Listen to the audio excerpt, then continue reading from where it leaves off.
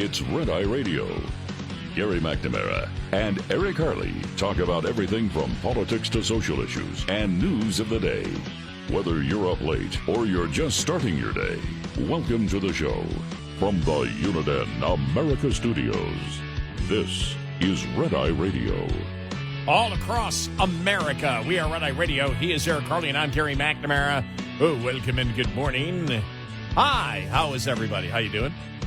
How's it going, people? Doing all right? I'm telling you, there's just there's so much out there. I mean, there's always a full day. It is always a more than a full day. Mm-hmm.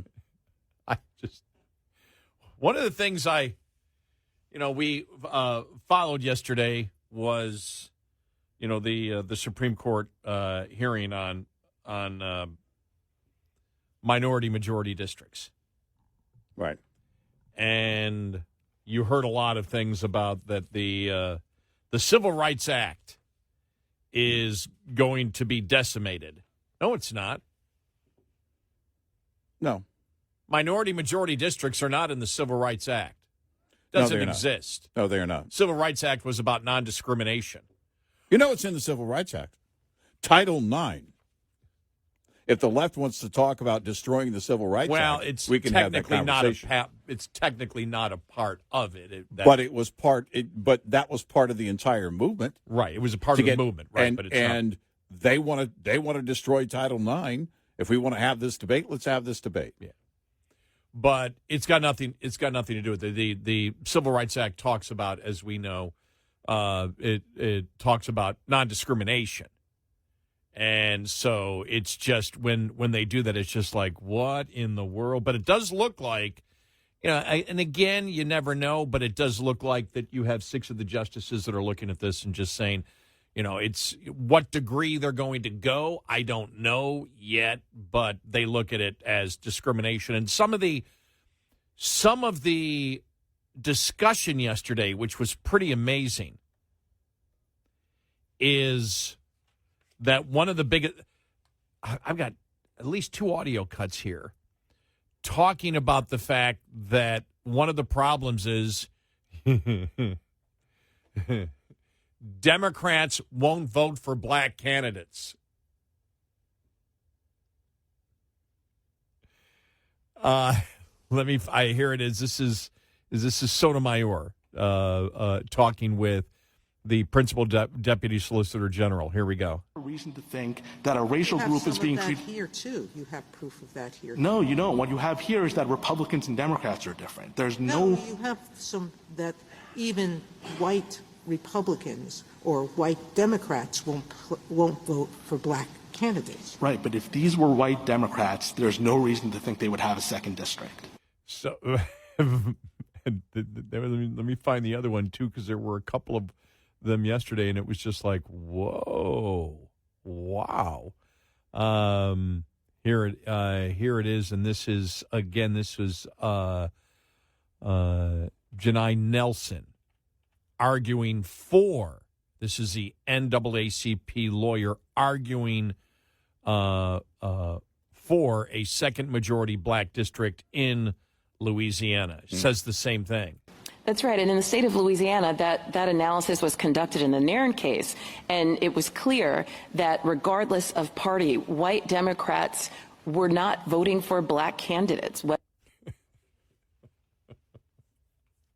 So is Kamala Harris right? Well, I don't know. I saw all the polls. White people won't vote for black candidates. White liberals aren't voting for black liberals. It's news. It's news to me. I think we need to get the people over at Rasmussen Reports on the phone and have them answer about this. Those and all the other pollsters show that actually is the case. Well, that white liberals do vote for black liberals. Well, is the reason that they voted for Obama is because nobody believed he was black? Maybe.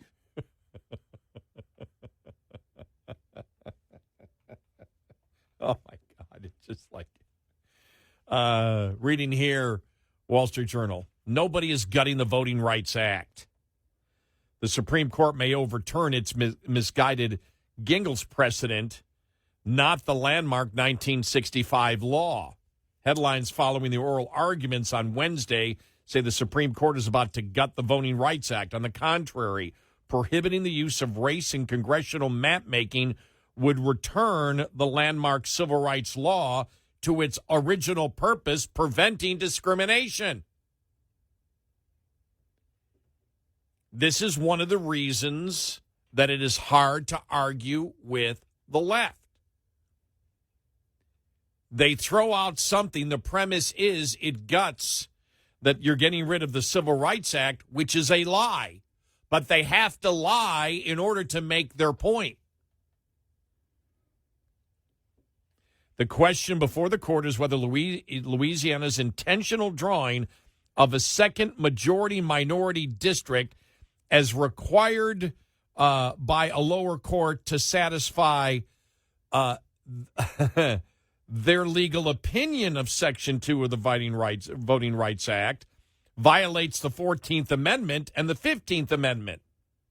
Most justices sounded skeptical that the district is compatible with the Constitution or even Section 2. Contrary to what the press reports suggest, majority-minority districts are not required by Section 2 of the Voting Rights Act. The law merely prohibits voting practices that result in a denial or abridgment of the right to vote based on race, and guarantees the right of minorities to participate in the political process and to select representatives of their choice. Louisiana is asking the court to overturn the court's misconceived and unworkable Gingell's precedent back in 1986, which requires legislatures to draw majority-minority districts when minority populations are large, compact, and politically cohesive, and when the majority votes sufficiently as a bloc to defeat a minority's preferred candidate.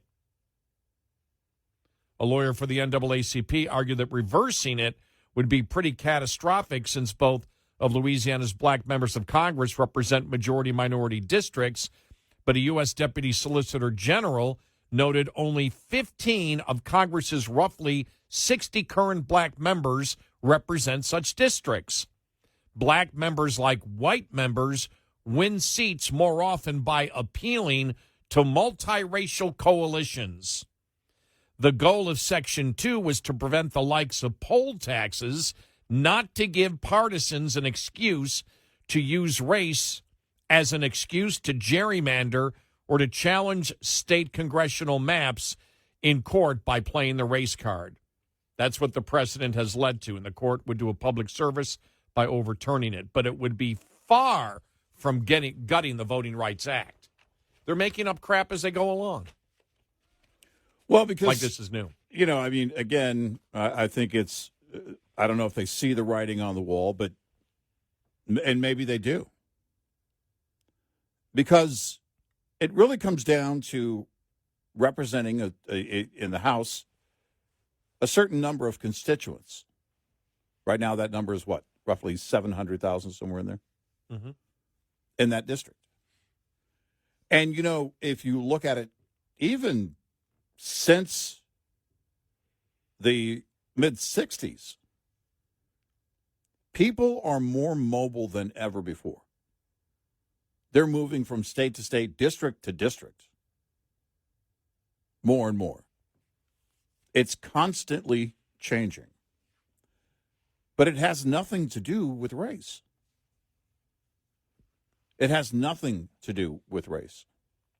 It has to do with how many people live in that constituency, and really that's what it comes down to. I mean, you could look at it in drawing the lines.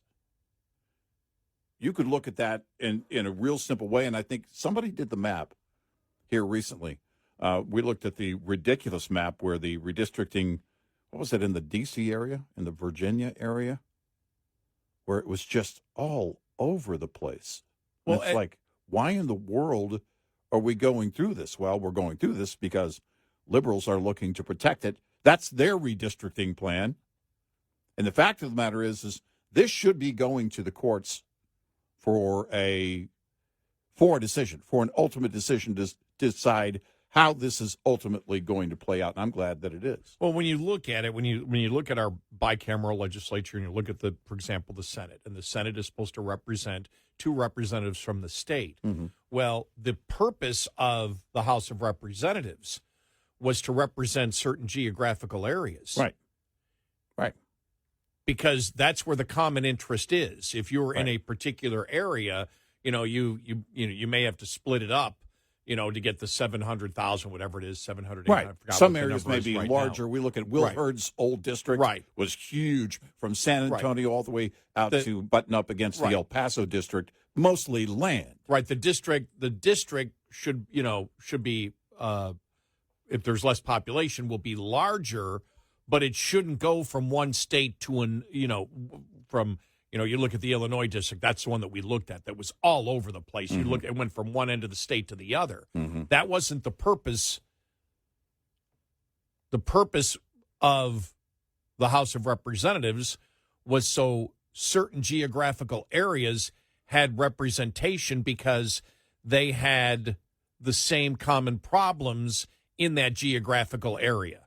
Right. It represents that area. Right. When you don't do that anymore, when you say, okay, race needs to do that, well, then you end up with these unbelievable looking congressional districts where some people have nothing in common with the people at the end. I mean, we all are human beings, but I mean, their issues, the federal issues they're concerned about, may be completely different from the person that's completely across the state.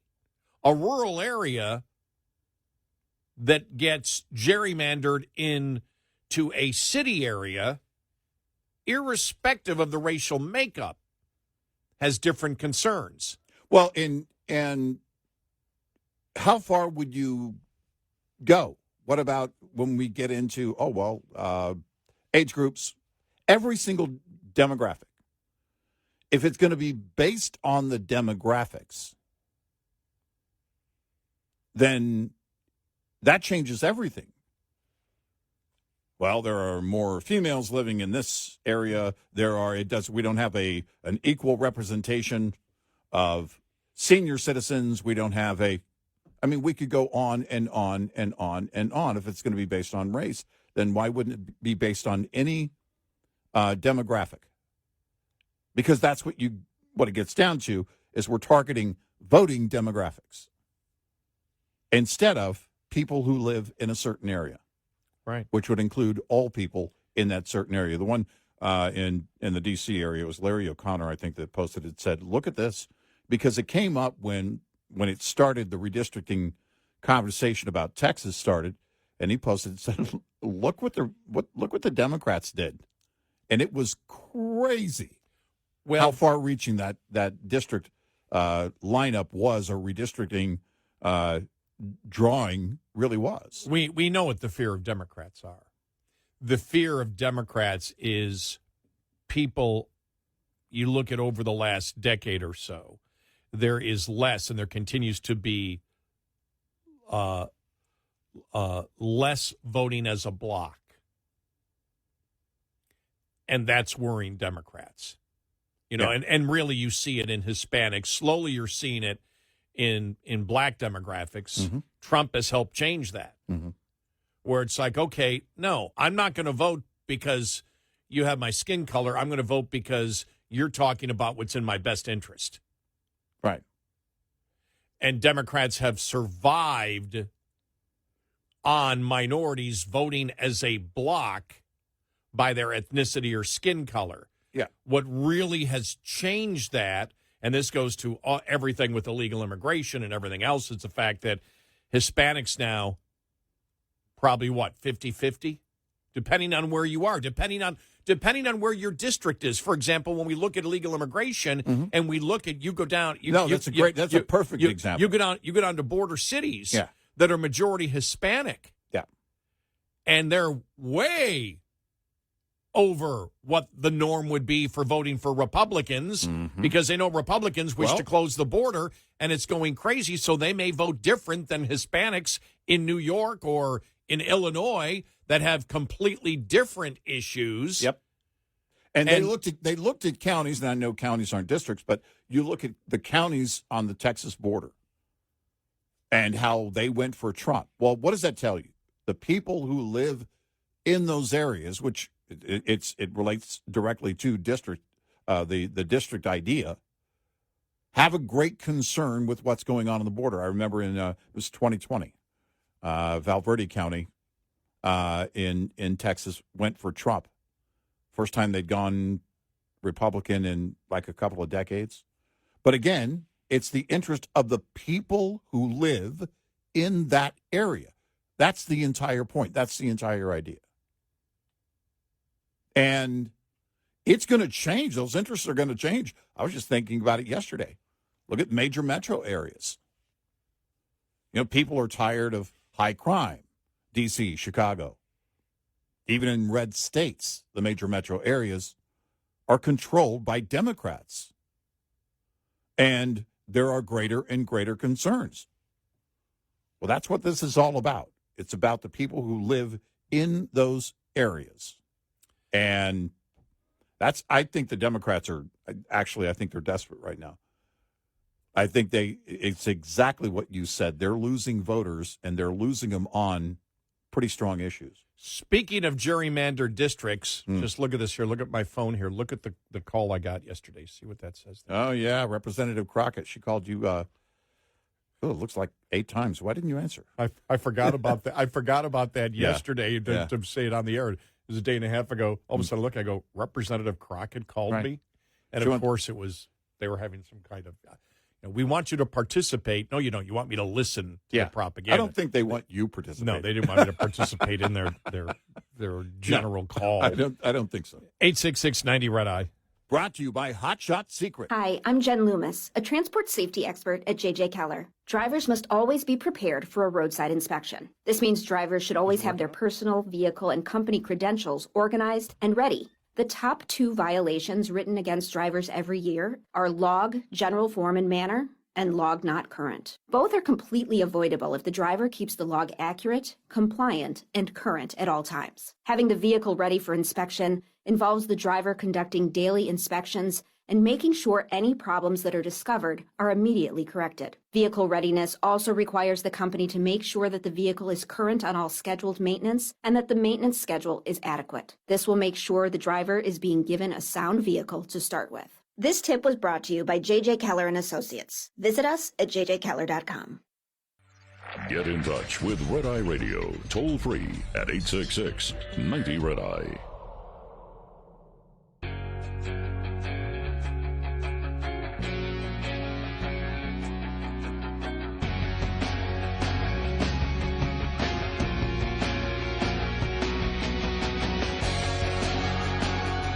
We are Red Eye Radio. He's Eric Harley, and I'm Gary McNamara. Coming up, well, everybody's talking now. Mamdani's talking. AOC is talking.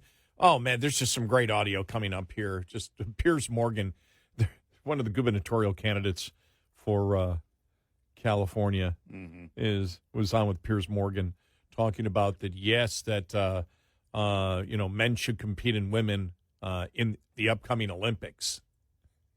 And he said, for example, it's like track and field, except in the Olympics, except for archery, where? And she says, track and field.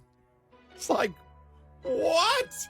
You out of your mind? It's why people wonder, well, why can't we all get together and have a discussion? Because they're delusional. Yeah, there's no middle ground on this.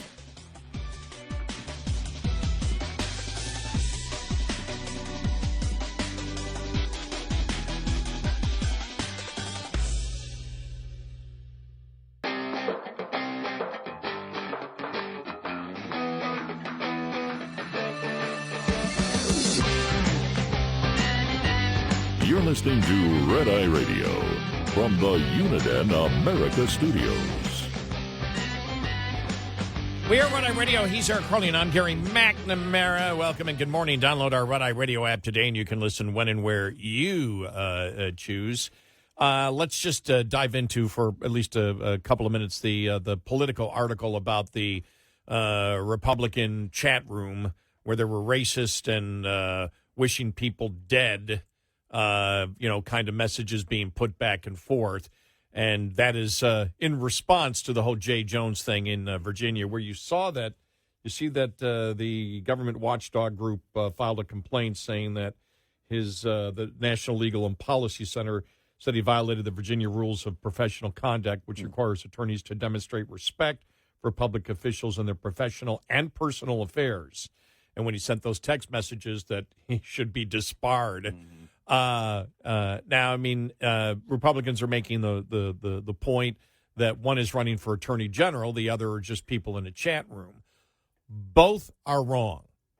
And I don't want to shut, as we've said about Jay Jones, I don't want to shut him up. If he's a racist and he wants to wish people dead, then say it. And we are consistent across the board. Now, if I'm part of that political party, any of those people in that chat room that have any position in my party would be gone. Yeah. Because the job of a political party is to convince people to vote for you. And if you're a racist, you have no business in the party that I support. Right. I don't want to shut you up, but that you can't represent my political party. Now, I'm not a Republican. I'm an independent. But if I'm in charge of the political party, you're gone. I have no room at all for racist or anybody that wishes to wish anybody dead, whether it's there. When you get in a position of, if you are a known Republican or a Democrat and you are promoting policy, or you are promoting your own personal views, while the label that you have is part of being any political party, that political party in the United States should let you go. Should say, sorry, you're done. Yep. Can't stop people from voting the way that they wish to vote. But sorry, no room for racism, no room for people, whatever it is. And, we've talked about, young people and whether there's a proclivity for racism. I don't believe there is overall, but it does exist there. And where it exists, you get rid of it.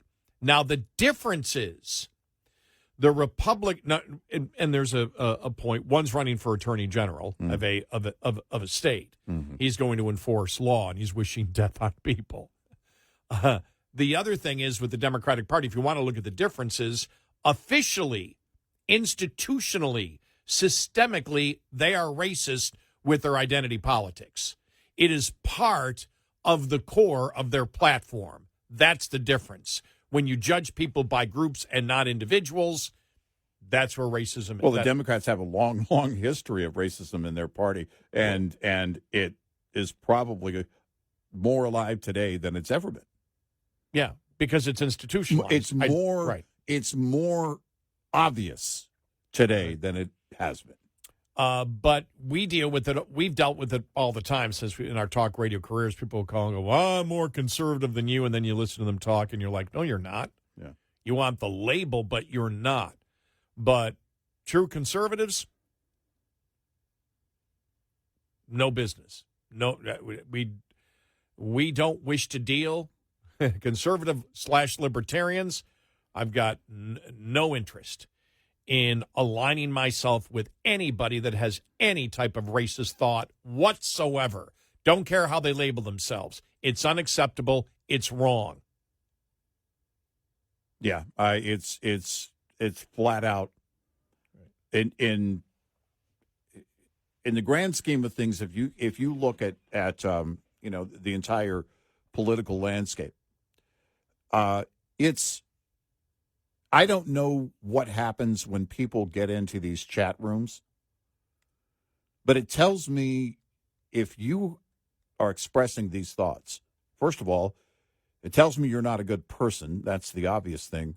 But beyond that, it also tells me you're not a critical thinker. If you're not a good person, you're not somebody who's going to benefit society. And I have my doubts as to whether you're a conservative at all. Yeah. And so for all of those reasons, first and foremost, because you're expressing these kind of thoughts, I have no use for you whatsoever. None. I don't want you as part of the game in any capacity. And with Jay Jones, the left makes excuses for him over and over again. I don't make excuses for other people. Nope. This is vile behavior, and there is zero excuse and zero room for it. I don't care who they are. I don't care how they're polling. If they were running for office, it wouldn't matter if they had a 30-point lead. Nope. Get out. There's no room for that. None. Unacceptable, full stop. And the left has been making excuses. Well, he apologized. Well, he apologized. Well, he apologized. If you get to the point of expressing the thoughts that Jay Jones expressed, or the thoughts expressed in the chat room on the Republican side, there is no apology. You've already told me what kind of person you are. Period. Nothing is going to make up for that. You deliberately wrote it. That's how you think. And I want nothing at all to do with you. At all. And you shouldn't be. The Democratic Party, this should be a no-brainer. But it should also be no surprise in the age of the violent Democratic Party, when they're creating heroes out of assassins. Yeah. This is what they do. This is the new accelerated version of the hatred that has come for many years. And if you're trying to be funny, not on a chat site that represents your party. I don't. If you're trying to make a stupid joke or be sarcastic like that, all it's going to do is get you in trouble, because I don't know who these people are. Again, it tells me you're even if that were the case, it tells me you're not a critical thinker. Yeah.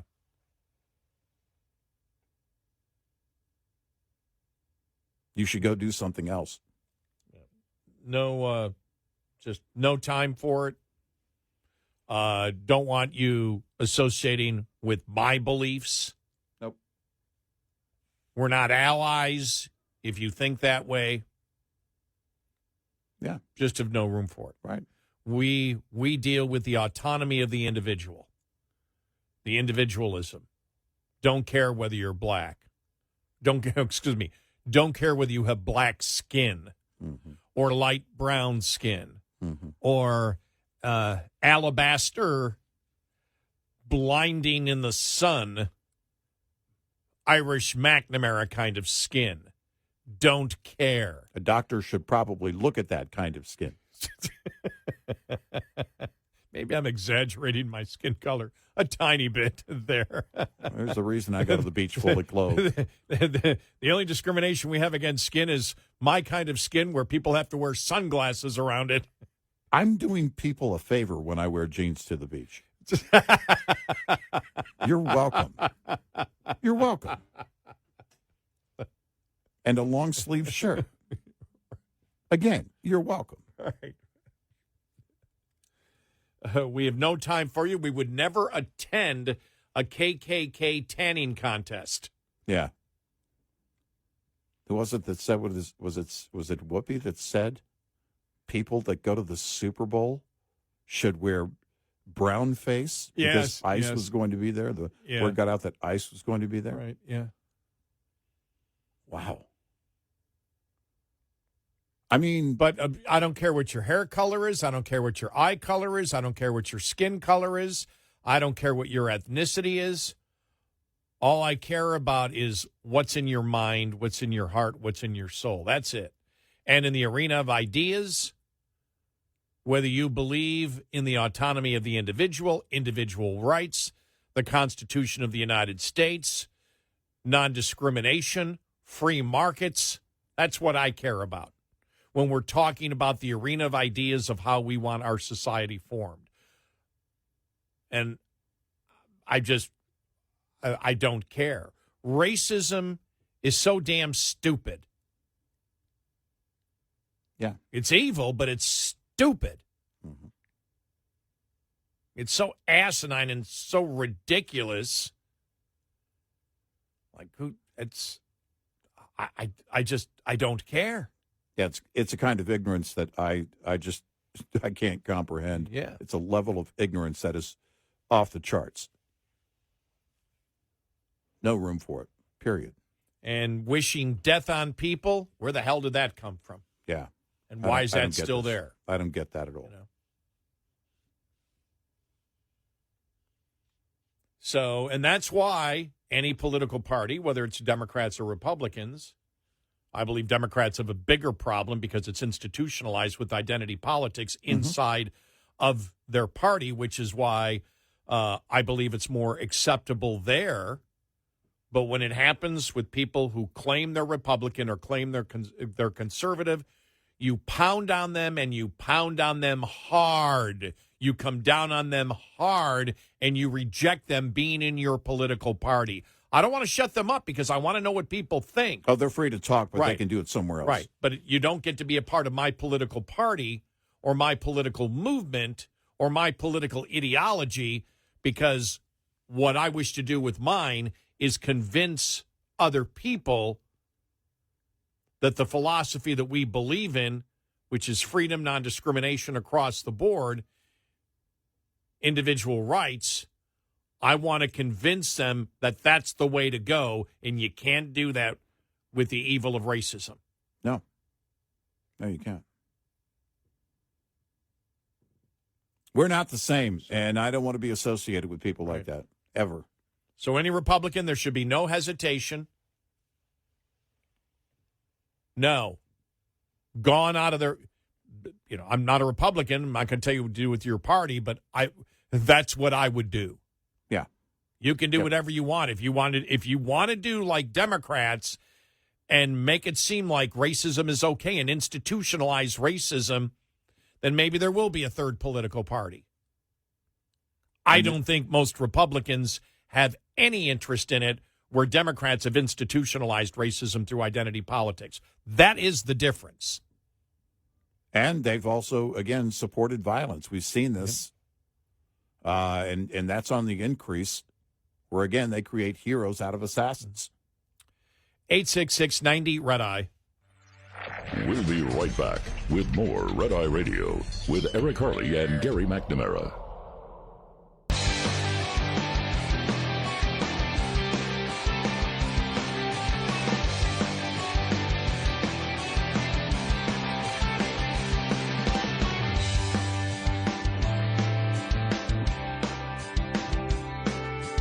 He is Eric Harley, and I'm Gary McNamara.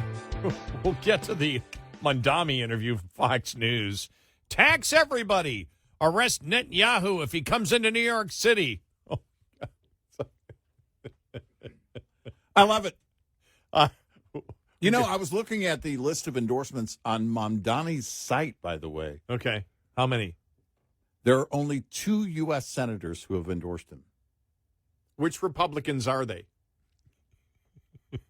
Well, Susan Collins. He's kidding. He's kidding. And Murkowski. No, He's kidding. He's kidding. they're not Republicans. It's sorry. That was good, though. You wasn't teed it up for me. I did. I wasn't expecting that. You put the ball right there on the tee. I had to take a swing. Well, because when you said Collins, I went, oh, could she possibly? That might happen. For a moment, there was like... Before Schumer. Could that happen? She steps in before Schumer. And And it is? It's Bernie and Elizabeth Warren. Makes sense. Yeah. And then over in the House, AOC, and then we know Governor Hochul.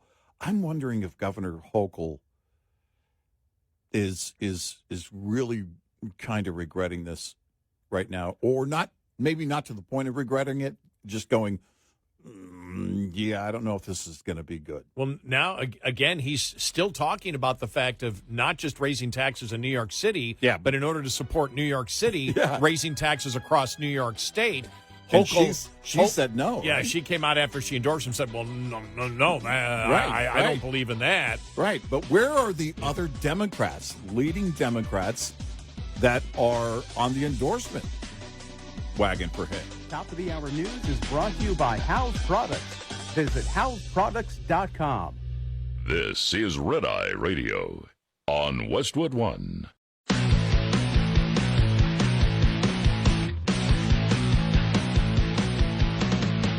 Now, it's Red Eye Radio. Gary McNamara and Eric Harley talk about everything from politics to social issues and news of the day. Whether you're up late or you're just starting your day, welcome to the show. From the Uniden America Studios, this is Red Eye Radio. All across America, we are Red Eye Radio. He is Eric Harley, and I'm Gary McNamara. Welcome and good morning. How's everybody doing? Well, you had CNN have a town hall. You had News Nation holding a town hall. All these different town halls happening. Want to play this audio cut, and this was Tom Homan denying that anybody ever gave him $50,000. Remember that entire story? And we said when that came out, 3 weeks ago? Right. We said if there were legs to this story, you would have seen leaks. Yeah. And we said, just clarify it. And he was on, and Bill O'Reilly asked him the question right out. What happened here? And here's how he answered. Do you want to clarify anything about that situation? I didn't take $50,000 from anybody. Okay. How did that get into the mainstream, do you think? I have no idea. Look, there's been hit pieces on me since I came back to this administration. There's got to be 30, 40 hit pieces on me about how I'm involved with contracting or government contracts, when in fact, day one I came back, I recused myself from any discussions on any contract or any monetary decisions like that, because I used to have a company that did consulting. So I cleared myself day one. What people don't talk about is I took a significant, huge pay cut to come back and serve my nation. And I'm not enriching myself doing this job. Does this make you angry that they're coming at you this way? I don't care what people think about me, and never have. No, because I know who I am. I work for the greatest president in the history of this nation, in my opinion. There you go. All right. And as we stated, that wasn't said for 3 weeks. Look, nobody gave me, and there are things you have to get ahead of. Right. I mean, this is one of those things because the allegation goes back. It came to the forefront a few weeks ago, but this actually, those accusers say it happened, a while back. Well, if that were the case, tell me something, anything that wouldn't get leaked in a real way. If there were anything to this story, and it's what you and I always judge it on. If it's related to Trump or anybody that works for Trump or is going to work for Trump, then why wasn't there this huge expose related to this?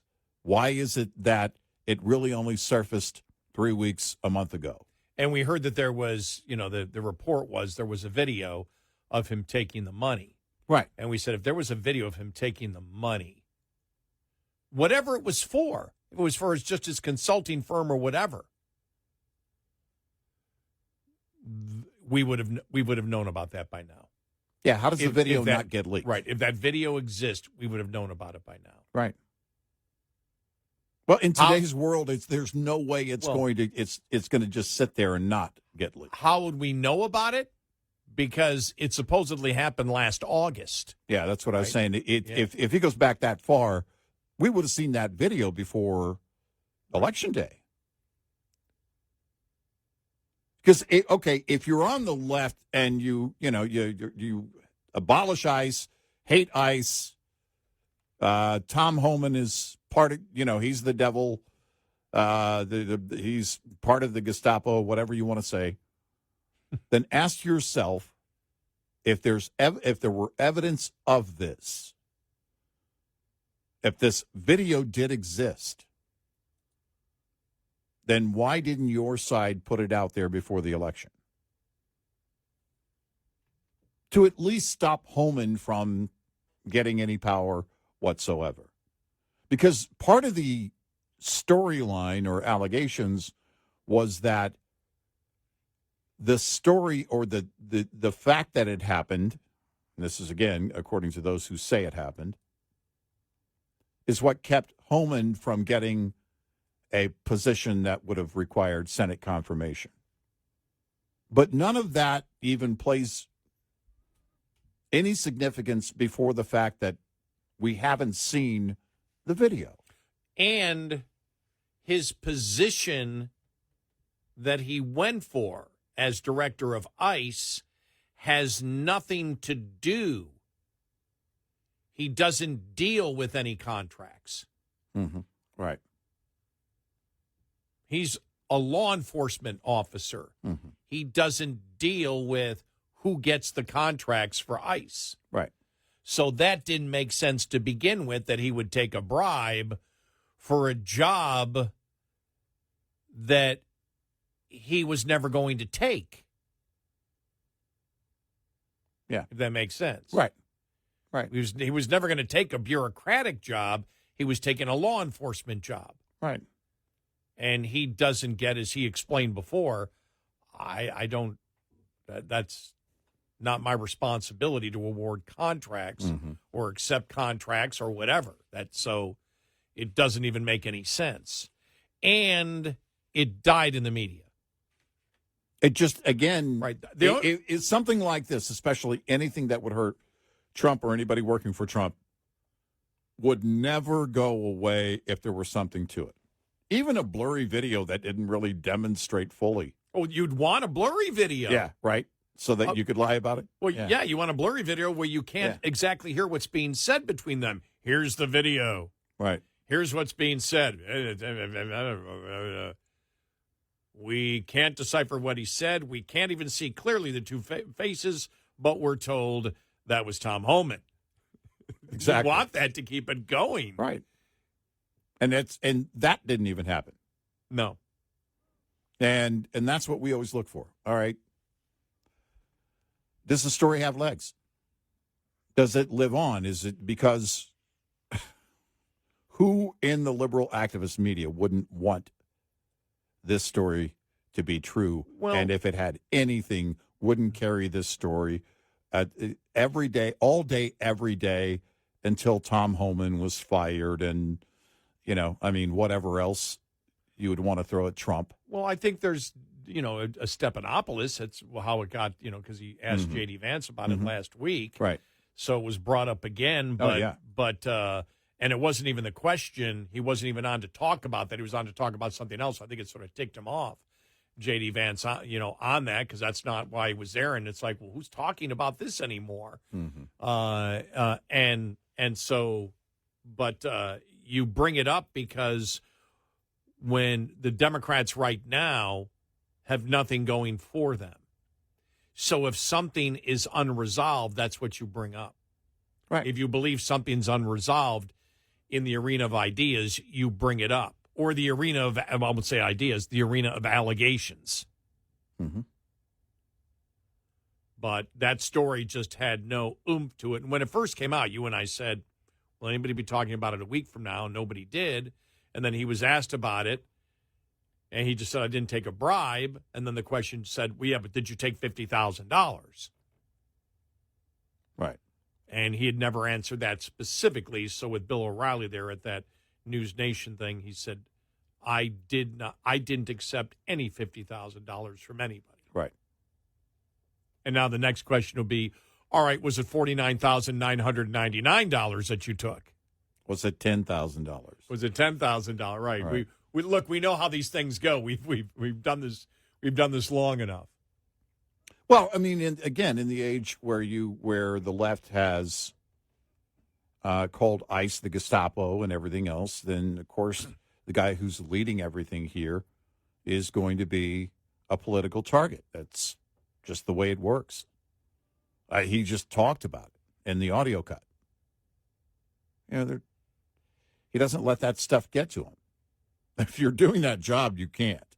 No, I don't think he seems like the kind of person that just, I don't give a damn what you think about me. I understand that it's almost like being a talk radio host. Half the people love you, half the people hate you. That's just the reality, and going into it, that's the way it's going to be. Yep. And so when you've done it long enough, like he's done it for decades, it's like, I don't care what they think. Yeah. I'm enforcing the laws of the United States. Well, and again, it's something that these kind of stories. We looked at the entire dossier story, but from the beginning, what was the tell on the dossier story? The tell was at BuzzFeed when they actually went to publish it. They actually put a disclaimer on it. We can't verify that any of it's true, but we're going to publish this anyway. Yeah. And at the time, the editor at BuzzFeed said, "Well, this is the role that we see our journalists in these days." That goes back to 2017 when he said that. It was early 2017 when he addressed it, and that's what it comes down to. You and I are very careful when we see things and their source stories. Source stories today, it's almost becoming a pet peeve of mine. Sources familiar with the situation. I know. I'm familiar with the situation. Well, I wonder if the public views it the same way. Because when we talk about the dossier, remember when the dossier first came out, all these allegations, the P tape and everything, they said, well, the dossier came from intelligence agencies, and we said, who? What intelligence agencies? Right. Be specific. Who did it come from? Right. Like any investigator would, let's go down and find out exactly how. Well, that's the last thing the Democrats wanted. The last thing they wanted was actually an investigation into where the dossier came from, because it would lead right back to Hillary Clinton. Well, and that's it. And Hillary knew, as, former Secretary of State, she knew she could use deep state, the big players, the brass at deep state, to make this happen while also keeping it buried. Oh, well, they can't tell you details about the investigation. But she needed something tangible for the media, so she needed the FBI to officially be looking into it, which by the time it got to the end of October of 2016, days before the election, and it popped in the media, that was actually true. The FBI was officially looking into it, but it still, again, was bogus. Just because, they gave it any credibility at all didn't mean that it was real. It's, there are many things the FBI looks into that turn out to be nothing. I always looked at it this way, that they threw all these allegations against Trump that he colluded with the Russians to hack the election, the P-tape, all these salacious allegations. They came from intelligence agencies, and we need to investigate it. But they actually knew that they couldn't investigate it. Mm-hmm. Yeah. We have to pretend that we're investigating it. And that's actually, when you think of the Mueller report, that was pretending that they were investigating the dossier and all the allegations against Trump. Right. They knew that they could never really do an investigation, and that's why we said the day before the Mueller report came out, if they did not go down the path to say we went right to the FISA warrant, then we know it was all bogus. Right. Because if you're an investigator and you're saying Trump colluded with the Russians to hack the election, well, okay, we need evidence. Where do you go for the evidence? You go to the FISA warrant. That the evidence has got to be, the suspicion has to be incredible in order to get a secret warrant to spy on somebody in the campaign, and the dossier is what pushed it forward. Yep. You'd immediately go to that because you want the evidence as an investigator to convict the guy who you're investigating, which was Donald Trump. They never went down that road because they knew they could not. Because once they got to that point, once they got to Mueller's assignment, They it was knew. already known. Yeah, they knew. They already knew. Yeah, they already knew it was bogus. And so they were never going to approach that. They were never going to go back to the basis of the warrant because you can't, because you know the dossier was bogus. They knew the entire premise for the entire thing was bogus. And then Mueller ends up indicting a handful of Russians. And he did that out of this, to create one of these aha moments. Then all of a sudden, those Russians hired an American lawyer and showed up in court and said, we want discovery. Yeah. We can't give them discovery. Yeah, you can. You indicted them. Right. What'd you expect to happen? He expected them to hide out in Russia, never be seen again. He thought that was going to work. That entire charade. This is how, again, how dangerous it is and has been for quite some time at that level. So whether it's Homan, whether it was the Tom Homan, whether it was Russia collusion, whether it was Joe Biden and Hunter Biden, we've always gone about it the same way. Yeah. Always. Yep. And with Homan, I don't see anything. Right. The only thing was there wasn't a direct answer. Yeah. Right. And the left didn't seem too much bothered about it. It was more the right saying, hey, just answer the question, move past this. Right. Exactly. 866-90 Red Eye. This morning's USDA Farm Report is brought to you by House Products. Tested, trusted, guaranteed since 1920. A seasonal reflection of U.S. topsoil moisture condition numbers, as USDA meteorologist Brad Rippey shares from the latest topsoil moisture report. This for the period ending September 21st. Topsoil moisture surplus number nationally, 6%. It's actually up 1% from the previous week on the strength of some of the rainfall across the middle part of the country. On the flip side, though, 45% of the country experiencing very short to short topsoil moisture on September 21st. That is also up 1 percentage point from last week. Only a handful of plains and Midwestern states report topsoil moisture surplus at 10% or greater. That list includes Colorado, Kansas, Nebraska, the Dakotas, and Minnesota, and also Florida in the southeast. Areas with significant very short-to-short topsoil moisture in a majority of states include the Pacific Northwest, the far northern and southern ends of the plains, and short-term drought areas from the mid to lower Mississippi Valley eastward. I'm Ron Bain reporting for the U.S. Department of Agriculture in Washington, D.C. This report brought to you by Cenex Fuels and Lubes. Coming up, more with Gary McNamara and Eric Harley. It's Red Eye Radio.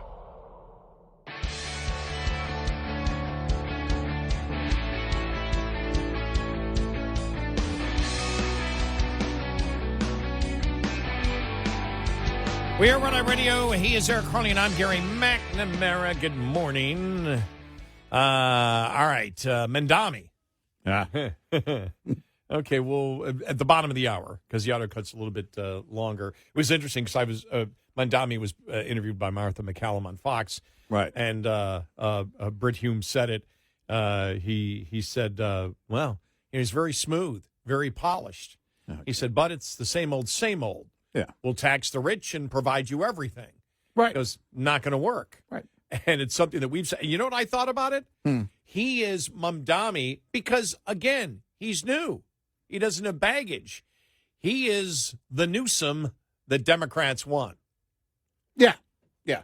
And we've seen this before.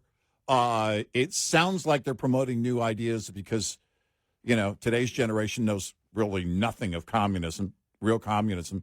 And so to them, it all sounds great. Oh, yeah. That's how they'll do it. They'll raise the money by taxing the rich, and then they'll give stuff to me. You and I have confronted this before, and we said the biggest load of horse manure is that when we need politicians with new ideas, actually all the ideas have been tried. Right. There are no new ideas. Right.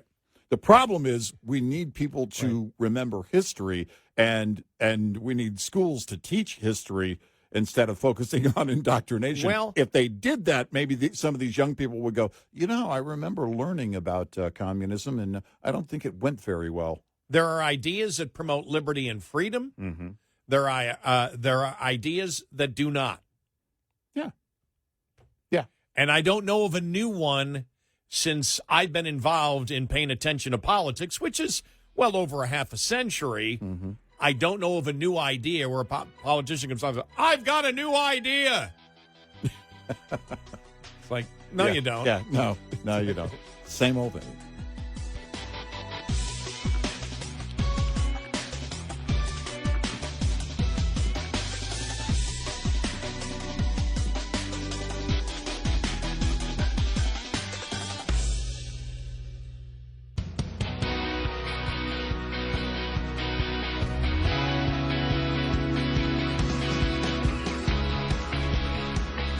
Catch Red Eye Radio live every night on the Red Eye Radio app. Available in the App Store.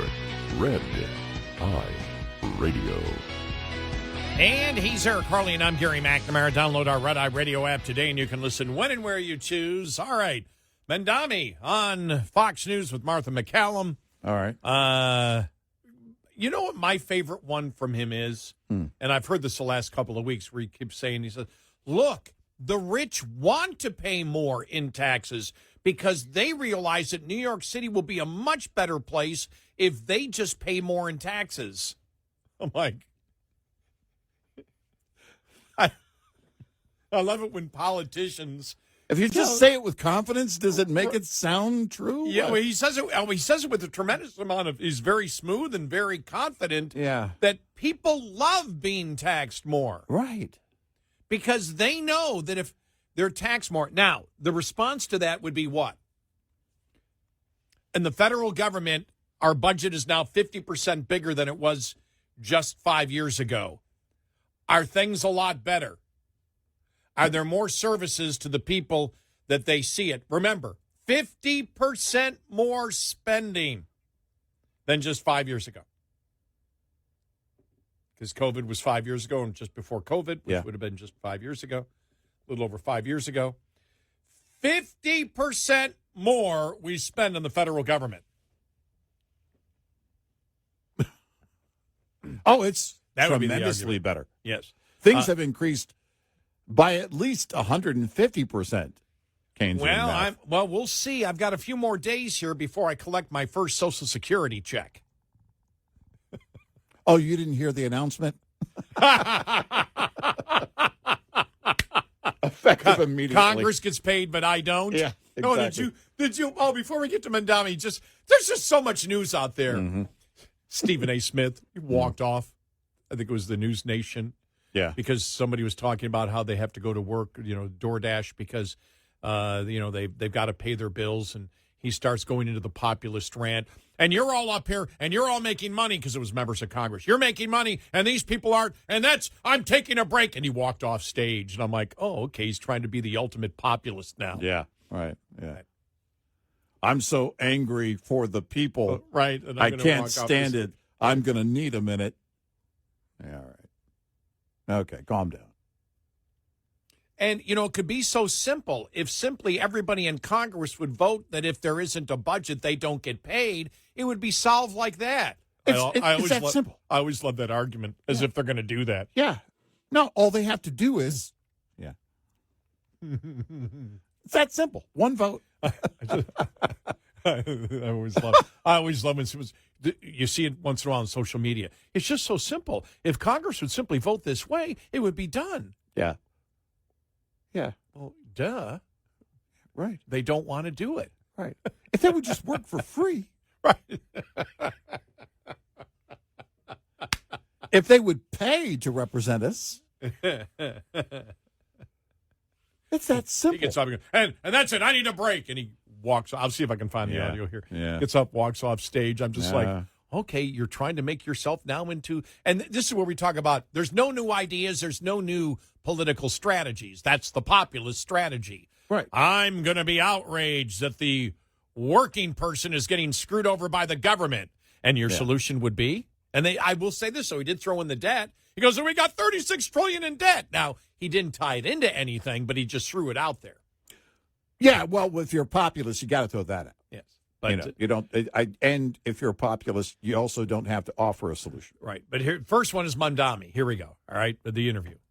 Governor Hochul, you would have to get approval from the legislature to raise individual taxes, income taxes, and also corporate taxes in New York, which you've said you would like to do in order to pay for the free buses and the free child care and the different programs, the government grocery stores and the like. She says no new taxes in her governor's race. So what are you going to do if she won't allow taxes to be raised? How will you pay for these programs? I've said time and again that I believe these are the most straightforward ways that we can actually fund universal child care, making buses fast and free. And I've said that the two clear ways to do so, raising personal income taxes on the top 1% by 2%, and raising the corporate tax to match that of New Jersey's corporate tax of 11.5%.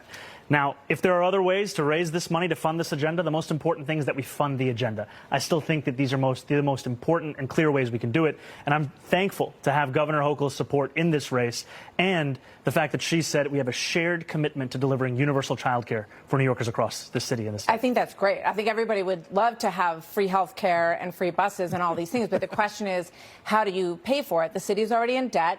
The governor says no to new taxes.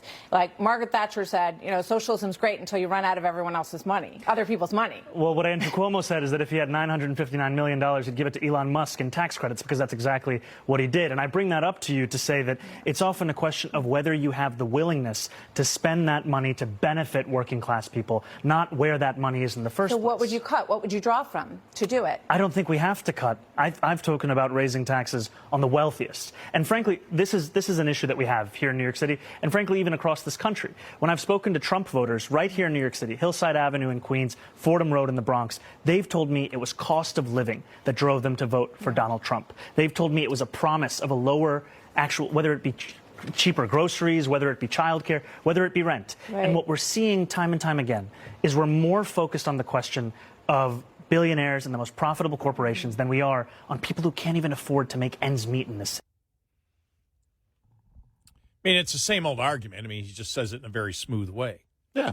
And it's so funny because he never answers the question.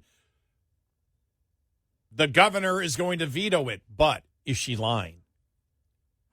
If the state legislature would do it. Now, I'll tell you this, there'd be howling across the rest of the state.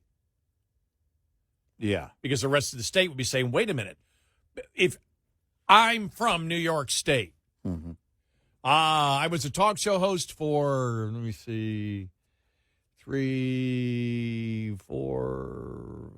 7 years in Western New York. One thing you know, that when you live outside of New York City, everybody believes right now, forget about adding new taxes, everybody believes right now, if you live in Rochester, if you live in Albany, if you live in Syracuse, if you live in Buffalo, if you live in Amherst, if you live in Ellicottville, I had to mention Ellicottville, if you live in Olean, if you live in Medina, if you live in Lockport, if you live in Sodas Point, like I used to live in Sodas Point, the one thing, and this is over a half century old. New York City sucks up so much of the tax dollars from all of us, and we get no representation because they've got such a big population and they have so many representatives, and the legislature's controlled by the Democrats that you can't do anything, and we're sick and tired of supporting New York City. That's the one thing that Mamdani leaves out of it. No, but you bring up something. Does he believe, or is there any reason to believe, that he can get state legislators on his side and get Hochul to cave eventually? I think if they were trying to do it for the entire state, there would be a chance. But right now, you would have to only tax the rich. You cannot put it on the middle class. You can't do it. You know, we've seen how close some of those state races were. Even the governor last time. Lee Zeldin was like, whoa. Eventually, what happens is it's everything that we've talked about to begin with. Healthcare. States can't do it alone. Every time they've tried it, every time a blue state has tried to have, single-payer system of healthcare, it doesn't work because they have to pay for it now. New York City Mamdani can't do what he wishes to do as mayor of New York unless he takes it from people across the state. They can't do it on their own.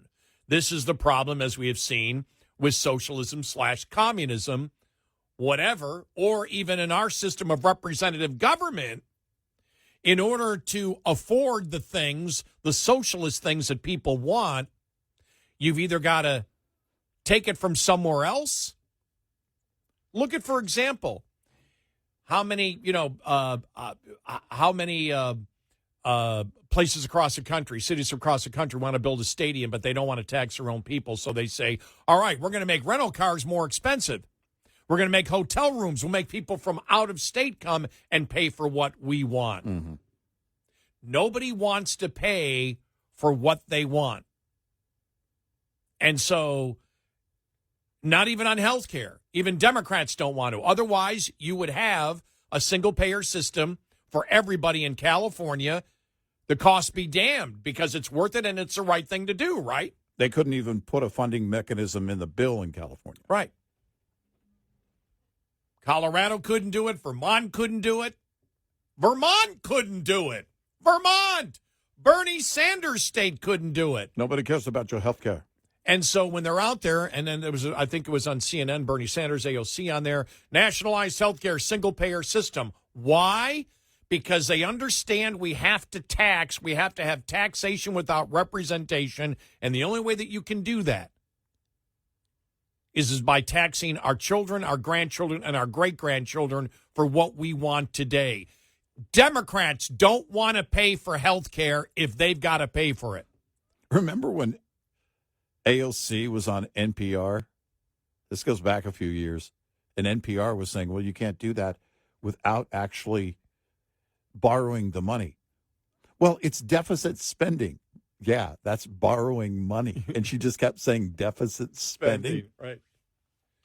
Oh, did you hear the other? She got pounded on yesterday because she had said something about the pollution of our waterways from Deloitte. People are like, what the hell is she talking about? Deloitte's an accounting firm. Yeah. When they talk about polluting the waterways, it's like, what the hell did she come up with that from? She's just throwing out names from the top of her head. Right. Just throw all the bad guys in. Yeah, just throw Deloitte in there. Right. It's just like, Deloitte's polluting our waterways? What? It's like, that's an Aaron Brockovich I didn't see. Yeah, but this, again, it's the same, he speaks, and they all say, oh, well, he speaks so well. But he doesn't say anything. Well, it's the same thing. He's not answering the questions. We just want somebody who can speak. We didn't get it with Biden. We didn't get it with Harris. Can you speak gibberish well? Right. Can you speak what the American public actually doesn't want, but do it in a way where you're saying, no, it's what they want? Yeah. And then he tries the Jedi mind trick. Well, no, the rich want to be taxed. Right. The rich want to They'll be taxed. understand how good this is. Right. They look at somebody like me, a socialist communist, and say, please tax us because we know you're going to use that money effectively. Right. That's why so many of these billionaires have endorsed me. Right? I swear he's the Newsom that he's what they wish Newsom was, but he won't be after he fails in New York City. Right. Look at all these, whether it's mayors of New York City, whether it's Los Angeles. I mean, they get in, everybody's excited. They do the same old thing. They fail. Their numbers go to almost single digits. Yeah. It's like, well, give us somebody needs to come in and confidently talk about what won't work. Right. Because this person's been pounded upon so much in the last couple of years promoting what won't work, and they're not as confident. We need bring in somebody who's more confident to promote things and economic ideas and ideas that just don't work and are proven to not work in our city. That's exactly what they've been saying. They've been saying it. People who can promote the ideas more effectively, they believe he's being more effective. Yep. 866-90-RED-EYE. Get in touch with Red Eye Radio, toll free at 866-90-RED-EYE.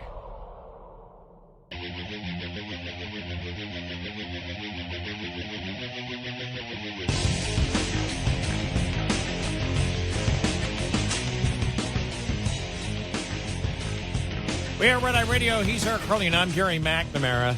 And finally, Mamdani said that New York would arrest Netanyahu if he visited New York City. All right. No, they won't. No. Just throw everything out there. Right. Why not? Right after this huge move forward. Well, we'll arrest Netanyahu as a war criminal. Right. Yeah, that's what people in New York City are crying for, right? Well, here's the thing. He is Mamdani is a full-on activist. Mm-hmm. And if he becomes mayor, that's not going to change. When he was asked if he thinks a NYPD commissioner would allow him to arrest Netanyahu, he refused to answer the question. And when asked again, said, "I can tell you that I'm going to exhaust every legal option in front of me." Yeah. All right. All right. What an idiot.